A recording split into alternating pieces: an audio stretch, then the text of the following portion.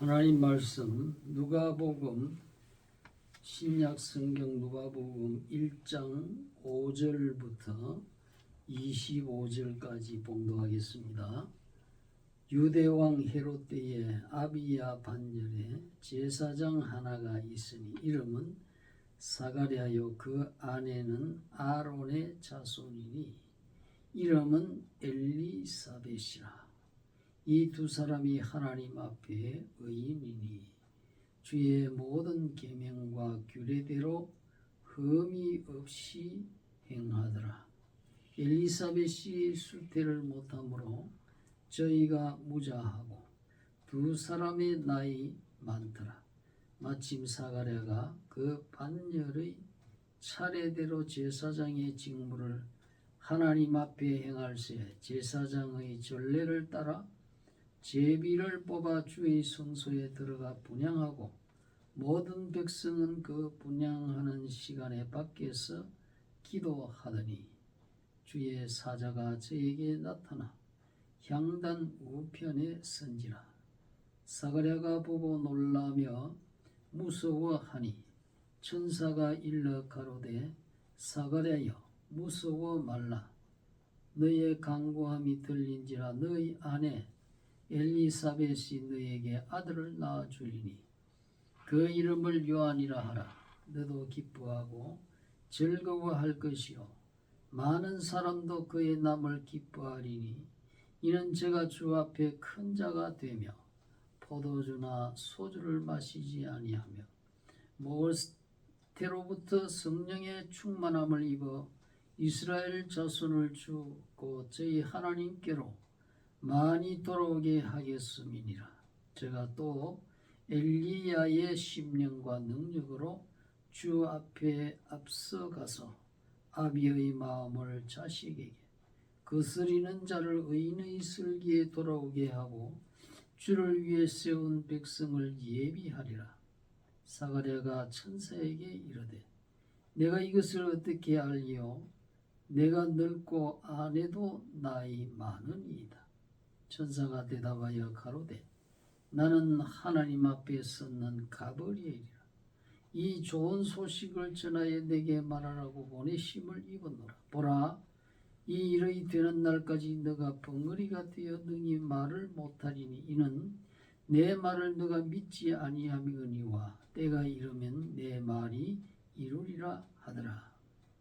백성들이 사가랴를 기다리며 그의 성소 안에서 지체함을 기이히 여기더니 그가 나와서 저희에게 말을 못하니 백성들이 그 성소 안에서 이상을 본 줄 알았더라. 그가 형용으로 뜻을 표시하며 그냥 벙어리대로 있더니 그 직무의 날이 다 되매 집으로 돌아가니라. 이후에 그 아내 엘리사벳이 수태하고 5달 동안 숨어 있으며 가로되 주께서 나를 돌아보시는 날에 인간의 내 부끄러움을 없게 하시려고 이렇게 행하심이라 하더라. 아멘.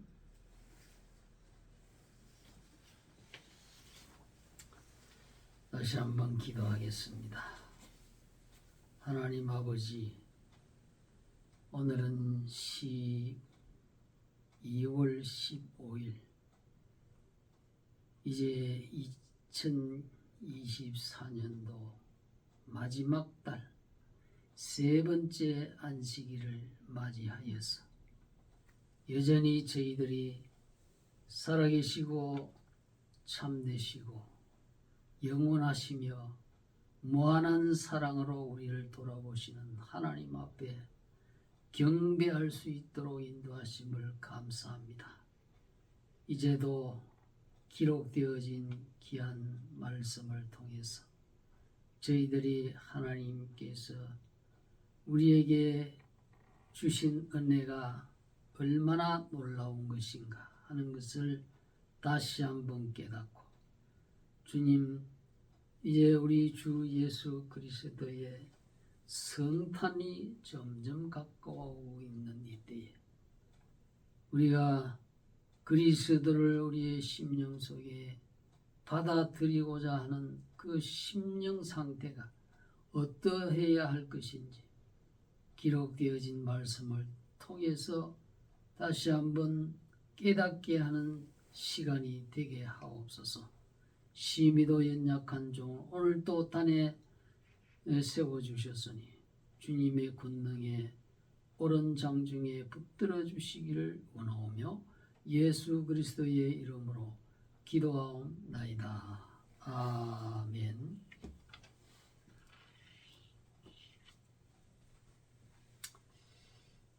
오늘은 이제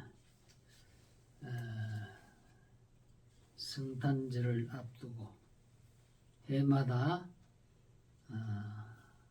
예수 그리스도에 앞서서 6개월 먼저 예수님의 이 세상에 강림하시는 인류의 구주 하나님의 아들 만왕의 왕 그분이 세상에 오시는데 그 구주가 세상에 오시기 전에 먼저 그 길을 예비하는 선지자를 하나님께서 보내신다고 하는 그러한 천사의 계시가 여기 누가복음 1장에 기록되어 있습니다. 그래서 오늘 이 말씀 통해서 세례 요한의 탄생에 대한 천사의 예고라는 제목으로 함께 은혜를 나누고자 합니다.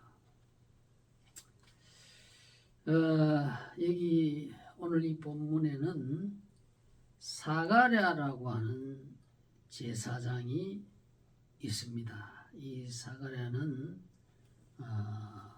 부부가 다 제사장의 가문으로서 후손입니다. 그래서 이 사가랴는 아주 의인이었다 그랬습니다. 하나님 앞에 의인이라 하나님의 모든 계명대로 흠이 없이 행하였더라 그랬습니다. 그런데 이 사가랴의 아내 엘리사벳이 아기를 가지지 못하고 나이는 많이 들었습니다. 아마 한 60대가 된 것 같아요. 그런데 이날 또 이 사가랴가 하나님의 성전에서 이렇게 제사장으로서 분향하는 그런 제사를 드리고 있을 때였습니다. 이 당시 사가랴 당시에 제사장들은 1년에 24반으로 이렇게 아론의 자손 제사장들 중에서 24반으로 나누어져 있습니다. 24반으로 나누어져 가지고 자기 차례가 되면은 이렇게 1년에 2회씩 성전에서 이렇게 제사를 드리는 그러한 봉사를 한다고 합니다. 그래서 자기 차례가 돼 가지고 이 사가랴가 하나님 앞에 성전에서 이렇게 기도를 합니다. 분향단에서 기도를 하는데 그때 하나님이 보내신 천사 가브리엘 천사가 나타나서 이 사가랴에게 하나님의 메시지를 전하는데 그 천사가 나타나니까 사가랴가 아주 놀라며 무서워했습니다. 아마 광채를 띠면서 그렇게 나타났겠죠. 그러니까 가브리엘 천사가 사가랴야 무서워하지 마라. 너의 간구함이 들린지라 너희 아내 엘리사벳이 너에게 아들을 낳아주리니 그 이름을 요한이라 해라. 그렇게 하면서 아예 이름까지 이렇게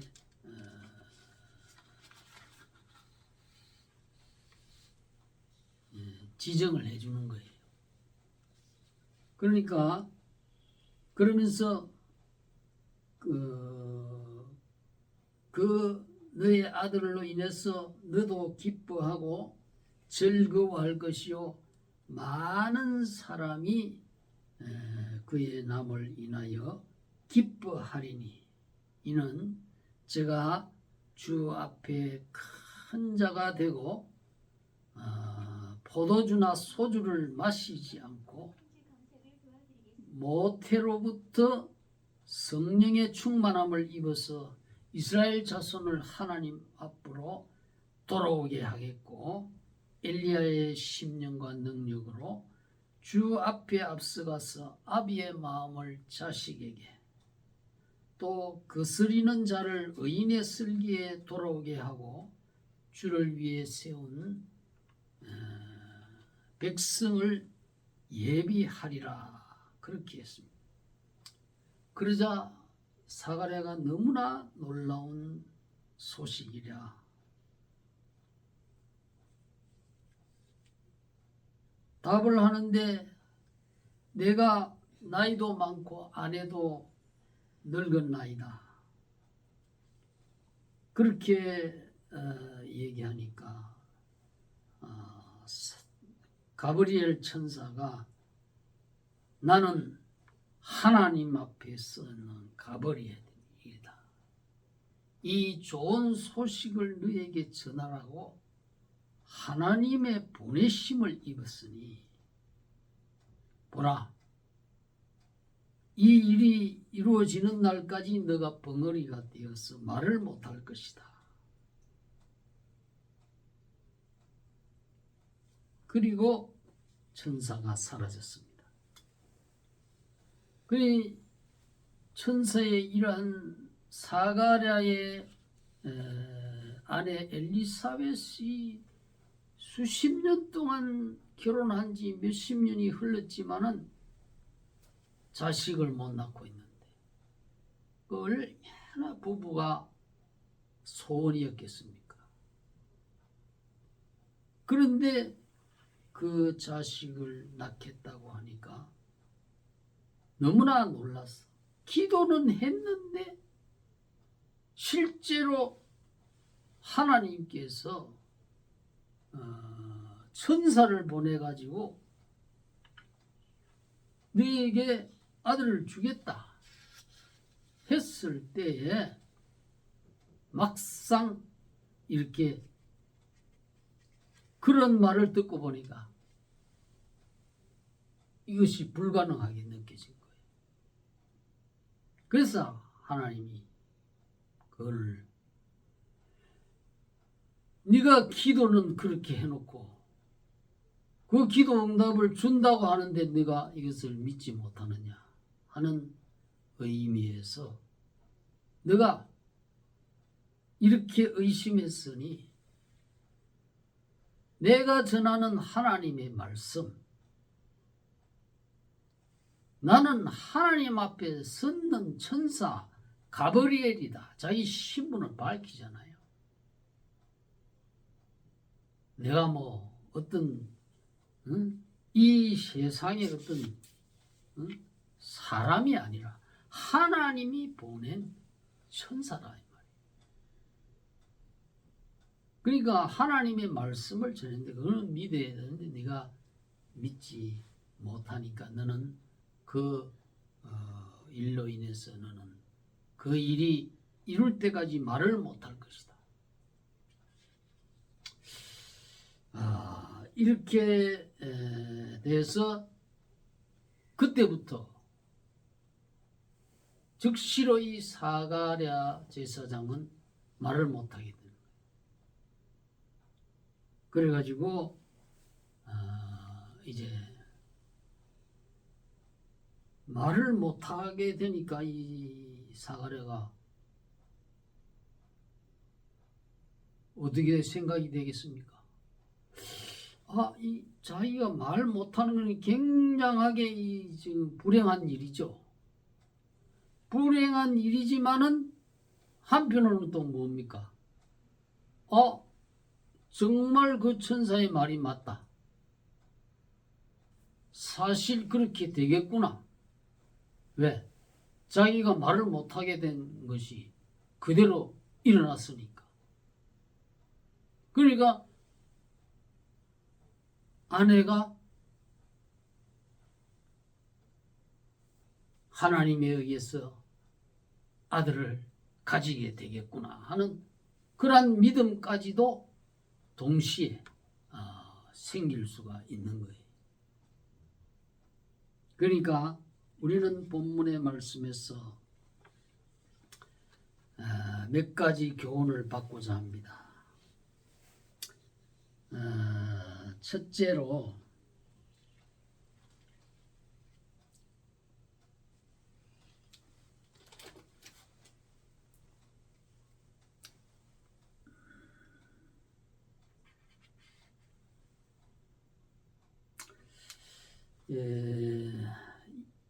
예수 그리스도의 세상에 오시는 것은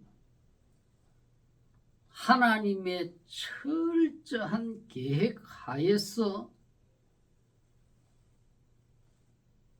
적절한 순서를 밟아가지고 세상에 오신다 하는 사실입니다. 아마 예수님, 인류의 구주 예수님이 오실 때에 그냥 아무런 계획도 없이 그냥 임기응변적으로 갑자기 오는 게 아니에요. 하나님의 여기에서 예수 그리스도에 오신다는 것은 예수님의 처음 초림을 말합니다. 사람의 몸을 입고 인류를 구원하기 위해서 천국에서 하나님의 아들이 사람의 몸을 입고 오시는 이 일이 이 세상에서 가장 기쁜 소식인데, 이러한 일이 아무런 계획도 없이 갑자기 오는 게 아니라 하나님께서 벌써 창세기 때 아담 때부터 그렇게 창세기 3장 15절에 여자의 후손은 너의 머리를 상하게 하겠고 너는 그의 발꿈치를 상하게 할 것이라. 그때부터 하나님이 예언을 해놓은 거예요.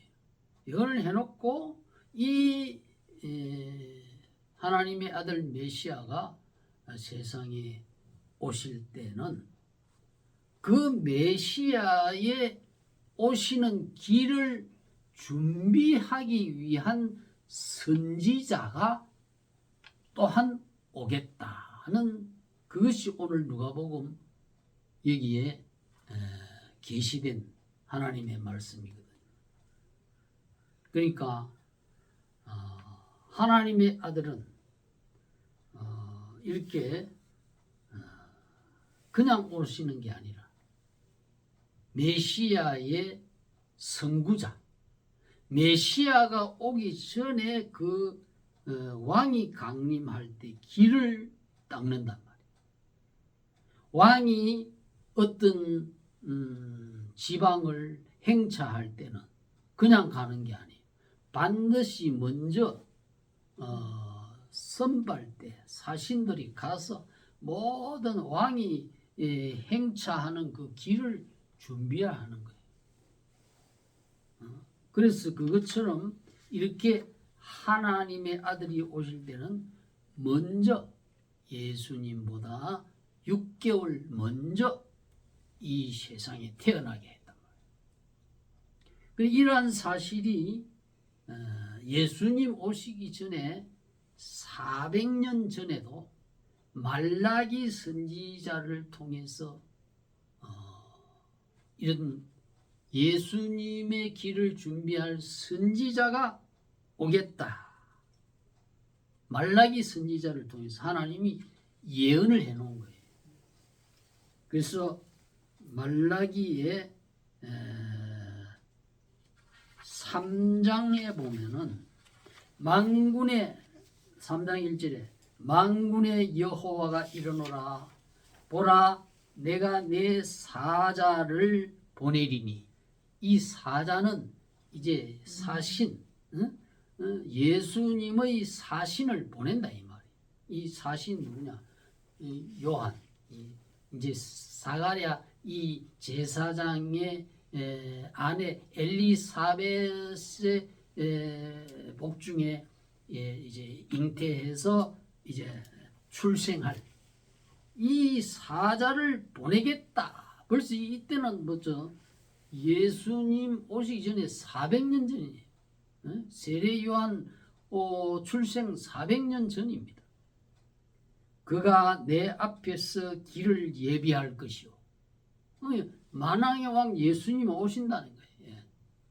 길을 예비할 것이요. 또 너희의 구하는 바 주가 홀연히 그 전에 이 말이니 곧 너희의 사모하는 바 언약의 사자가 임할 것임이라. 그러니까 이 언약의 사자가 바로 메시아를 뜻합니다. 메시아. 이 메시아는 왜 언약의 사자라고 했을까요? 이 메시아는 하나님의 백성들을 구원하기 위해서 하나님께서 아브라함에게 언약하셨잖아요. 너는 복의 근원이 되라. 앞으로 너는 너의 씨를 통해서 세상의 모든 민족이 복을 받을 것이라. 그러니까 그게 하나님의 언약이에요. 그래서 아브라함의 자손, 아브라함과 다윗의 자손 예수 그리스도의 세계라 그랬잖아요. 마태복음 1장에. 그래서 이 언약의 세계 만민에게 참으로 복을 주는 복을 주고 어마어마한 이 축복, 천국과 영생과 부활과 아담 때 죄를 범하고 그 아담의 후손으로 태어난 우리의 모든 인생이 죄로 인해서 이 세상에 늙고 병들고 전쟁이 있고 태풍이 있고 환란이 있고 질병이 있고 이 모든 불행이 왔단 말입니다. 그런데 이제 이 죄를 청산해주고 죄를 씻어주실 하나님의 아들이 이제 세상에 오신다. 이것이 얼마나 놀라운, 우리가 이러한 인생의 모든 고난이나 걱정, 근심, 이거 우리 스스로 해결을 못하는 거예요. 죽음 문제, 죄 문제. 하나님께서 언약의 사자를 보내주시지 아니하면 우리 인간이 그거는 뭐 연구한다고 되는 게 아니에요. 뭐 다른 데서 오는 게 아니야. 하나님의 언약의 사자가 와요. 이 언약의 사자가 누구냐? 예수 그리스도. 그래서 이 예수 그리스도가 올 거라고 이 말라기 선지자가 벌써 400년 전에 예언을 해놨단 말이에요. 그래서 그 예언대로 언약의 사자가 오기 6개월 전에 그 언약의 사자의 길잡이, 길을 예비하는 선지자가 오겠다. 그렇게 지금 누가복음에 기록하고 있는 겁니다. 그래서 우리 이 예수 그리스도께서 오시는 것은 이렇게 먼저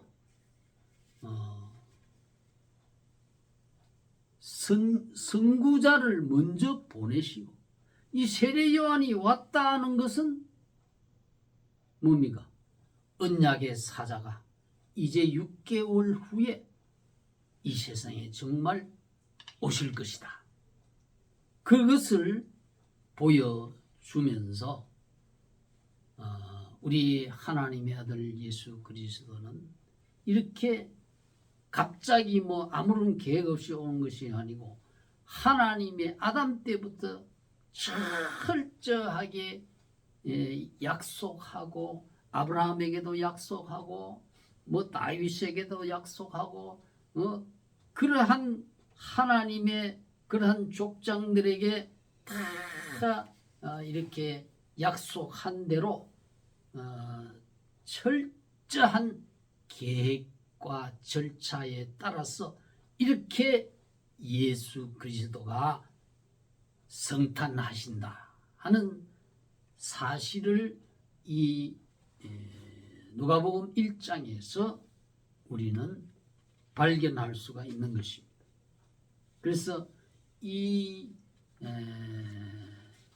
예수님의 선구자, 길을 예비하는 사자의 이 출생 기록은 이 누가복음밖에 없습니다. 누가복음에 마태, 마가, 요한복음 4복음서 중에 누가복음만이 있는 것입니다.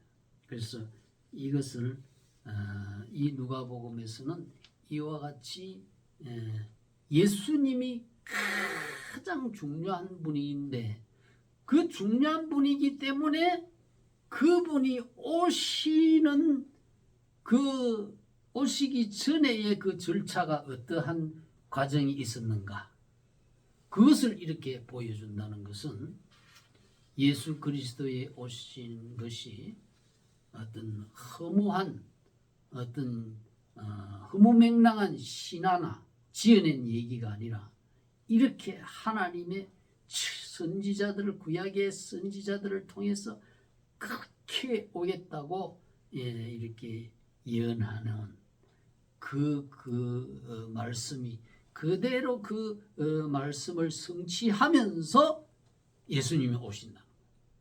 그걸 우리가 알아야 돼요. 둘째로 우리는 이 본문의 말씀을 통해서 우리의 존재가 하나님께나 많은 사람에게 기쁨이 되고 즐거움을 줄 수 있는 유익한 사람이 되어야 되겠다 하는 사실입니다. 예수님 자체가 기쁜 소식이죠. 예수님 자체가 기쁘다 구주 오셨네 만 백성 맞으라. 예수님 자신이 기쁜 소식이에요. 그런데 이 예수님을 영접하기 위해서 길을 준비하는 이 선지자 요한의 출생 자체도 기쁜 소식이 되었다. 왜 그럴까요? 요한은 주의 길을 예비하는 사자이기 때문에. 요한은 자기를 나타내기 위한 게 아니고 주의 앞서 가서 주 앞에 앞서 가서 내 백성 주를 위해 세운 백성을 예비하리라. 그러니까 주님 영접하기 전에 백성들이 주님을 영접하기 전에 그 백성들에게 주님을 영접할 수 있는 마음의 길을 준비하는, 그래서 회개를 촉구하잖아요. 요단강에서 세례를 베풀 때 그냥 베푸는 게 아닙니다. 회개하라 독사의 자식들아. 너희가 회개에 합당한 열매를 맺고 그렇게 하나님을 믿어라. 회개도 하지 않고 악한 일을 하고 그렇게 하면은 너희들은 아브라함의 자손이 아니라 복받는 언약의 백성 아브라함의 자손 같으면 진정으로 회개를 마음속에 들어옴과 모든 불의 불법을 다 회개하고 이 물이 들어옴을 씻듯이 이 요단강에서 물 세례받기 전에 너희 마음을 먼저 씻어라. 그렇게 선포하지 않아요. 그래서 이 세례 요한은 그야말로 사람들에게 그리스도를 모시기 전에 마음의 준비를 시켜요. 마음의 준비를. 그래서 이 세례 요한의 마음의 준비를 어떻게 시킵니까?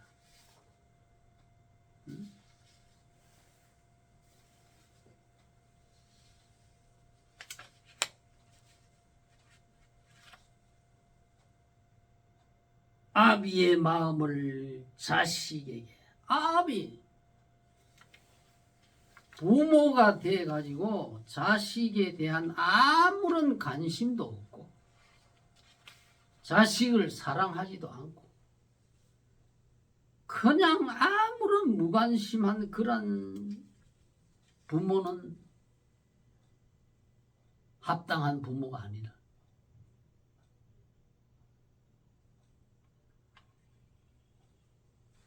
그래서 자식을 사랑하고 자식에게 관심을 가지고 자식을 위해서 무엇인가 주고자 하는 그러한 따가운 마음을 회복시키라. 아비의 마음, 자식을 놔두고 아무런 관심도 없고 자식을 사랑하지도 않고 그거는 아비가 아니란 말이에요.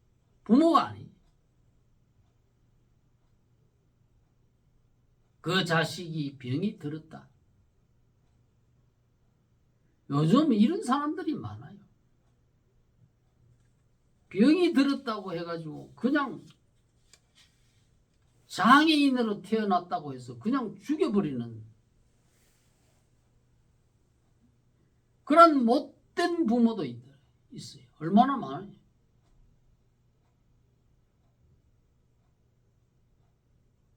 그러나 장애인이라도 그 자식을 위해서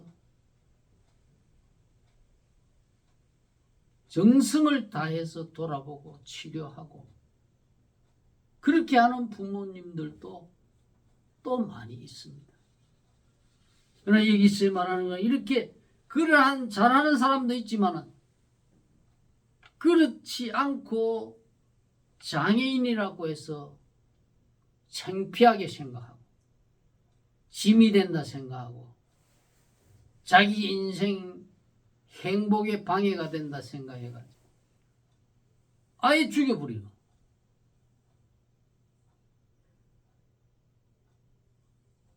그러한 부모들이 회개해야 된다. 아비의 마음을 자시 또 이게 뭐냐면 거스리는 자를 의인의 슬기에 돌아오게 한다. 이 거스린다고 하는 이게 아페이데 헬라어로 아페이데스입니다. 아페이데스는 불순종한 부모가 자식을 사랑해야 되지만은 자식도 부모의 말에 죄 아닌 것은 순종해야 되는 거예요. 10대에 그 반항하는 10대라 그러잖아요.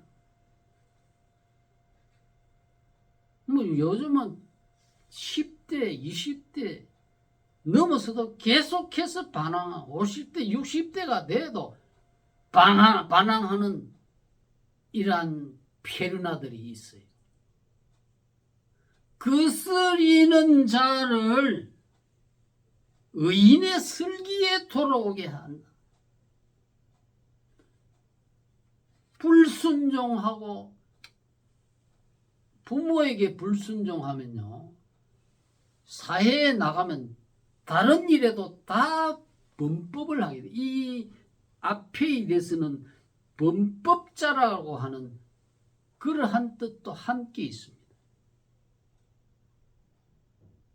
불순종, 자기 부모한테 불순종하는 게 예사로 하니까 이 사회적인 법도 불순종하고 범법하는 게 예사다 이 말이에요. 그러니까 그러한 사람은 뭐냐? 의인의 슬기가 없는 자라. 예사로 거짓말을 하고 다른 사람을 모함하고 어떻게 하면 자기의 이익을 위해서는 그냥 이 권모, 술수, 중상모략 이런 거를 통해서 살아가려고 하니까 결과적으로는 뭐냐? 범법자가 돼버리는 거야. 그러니까 잘 출세하는 것 같은데 끝에 가서는 몰락해버리는 거야. 자기 무덤을 파버리는 거야. 그러한 어리석음에 도달한다 이 말이에요.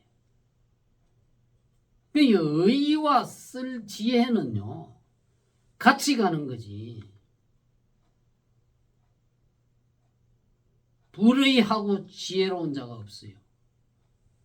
하나님 말씀에 순종하는 자가 지혜로운 자요. 그 사람이 복을 받는 사람. 신명기에 그렇게 되어 있잖아요. 순종하는 자에게 하나님께서 복을 주신다고 약속했어요. 그러니까 이 세례 요한의 이러한 가르침이 얼마나 이 사회를 단순히 예수님을 영접하는 그 이전에 이 사회를 밝게 하는 거예요. 가정의 질서를 세우고 가정을 화목하게 하고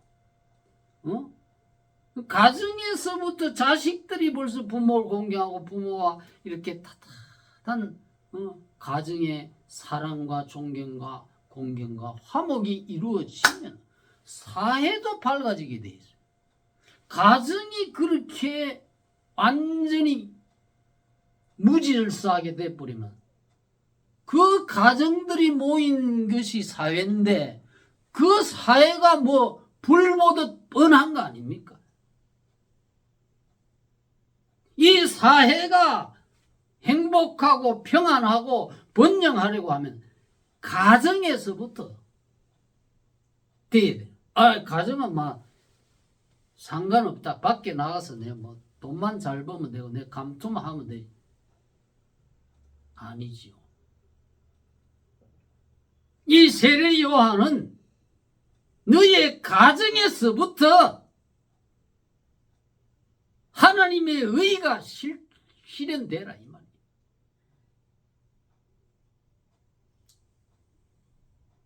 그 뒤에 예수님을 영접해라 이 말이에요. 그렇기 때문에 이 세례 요한은요, 자기 부모님도 사가랴와 엘리사벳도 얼마나 기쁨이 돼요. 이 세상의 사람들도 얼마나 세례 요한을 이렇게 존경하고, 그러니 유대의 수많은 사람들이 그 세례 요한의 그 교훈, 아주 십년 골수를 찌르고 통렬하게 꾸짖는 독사의 새끼들아, 도끼가 나무 뿌리에 놓였다. 회개치 아니하는 자는 이 도끼로 나무를 잘라버리겠다. 이렇게 무시무시한 경고를 하면서 하나님의 말씀을 전해도 유대의 모든 사람들이 그 앞에 나와서 눈물을 흘리면서 우리는 어떻게 해야 하오리까?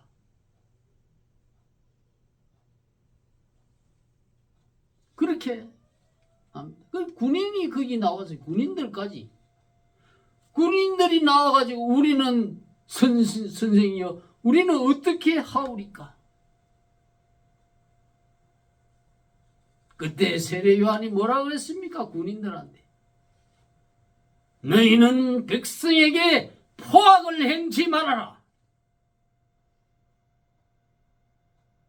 군인이 백성에게 포악을 행하고 백성에게 총뿌리를 겨누고 백성에게 칼을 들이대고 백성의 민의의 전당에 유리창을 깨고 폭력으로 그렇게 해가 되겠습니까? 그게 포악이에요.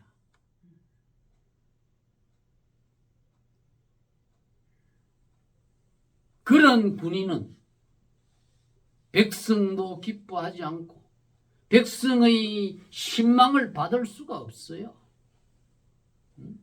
백성의 세금을 걷어가지고 군인들의 월급을 주고 옷을 입히고 먹을 것을 주고 거처를 집을 주고 다 하는데 백성에게 총뿌리를 대가 되겠어요? 백성의 목숨을 앗으려고 위협하고 그래야 되겠어요? 포악을 행치 말아라. 그래놓고 무슨 성탄절 예수님 뭐 영접한다고? 그런 마음에 예수님은 안 들어가세요.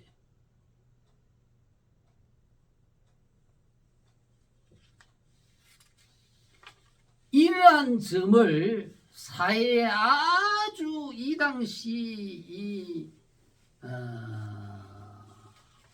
말라기 선지자 때부터도 그 이스라엘 백성들이 죄악이 강했습니다.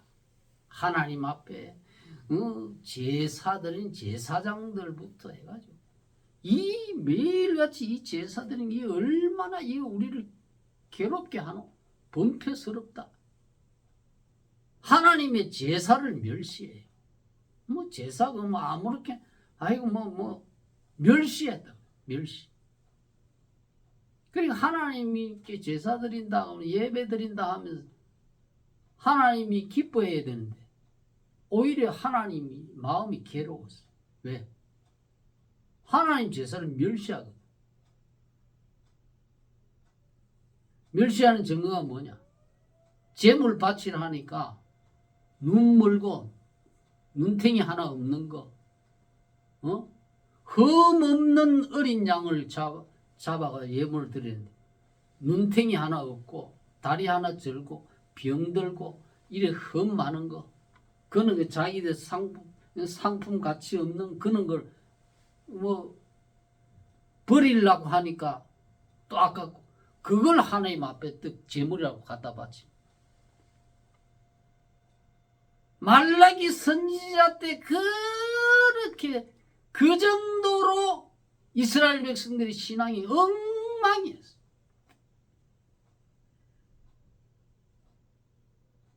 그러니까 하나님 앞에 드릴 11조나 이런 뭐 예물 이런 것도 막 이거 뭐 지키지를 않는 거라. 그냥 하나님이 너희가 어찌하여 나의 것을 도적질하느냐,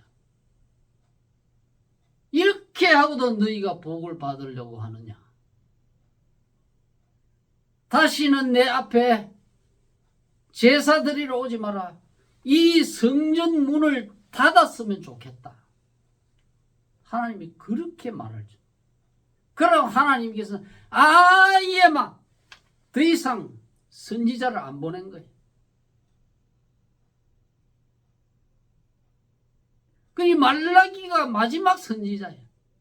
그래서 400년 동안에 하나님께서 얼마나 진노하셨으면 선지자를 안 보냈단 말이에요.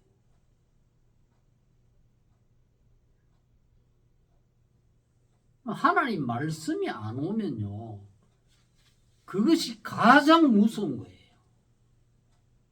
우리 인간은 하나님의 말씀을 들어야 올바로 살게 되는 거예요.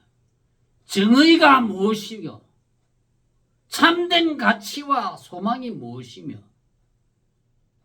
어떻게 우리가 인간 사회를 살아가야 되며, 이 영혼의 윤례를 주셨는데 이 말씀이 안 오니까 무시하고 그러니까 하나님이 400년 동안 선지자를 한 번.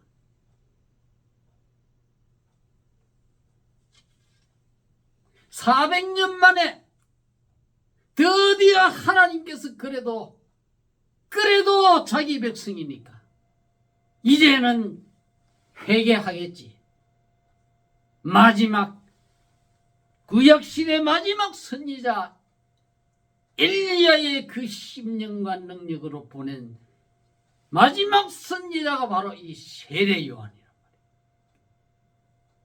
그 이 세례 요한이 400년 만에 나타나가지고 독사의 새끼들아, 너희가 그래도 아브라함의 자손이라 하느냐, 회개하라. 그런 거 아닙니까? 그러니까 이렇게 무섭게 호통을 치지만은 이 세례 요한은 하나님이 기뻐하는 선지자. 많은 사람이 이 세례 요한을 기뻐해서 저분이 참된 선지자구나. 우리가 저분이 아니었으면 우리의 더러운 이 죄를 어떻게 깨닫고 회개할 줄 알았겠느냐. 그 군인들과 그 공직자들이 다 도둑질하고 막 속이고 고아와 과부를 멸시하고 나그네를 멸시하고 아주 막 이러한 욕심장이 이스라엘 사람들이 회개를 하게 됐으니 그 사회가 얼마나 밝아졌겠습니까? 그래서 많은 사람들이 기뻐요. 하나님도 기뻐요.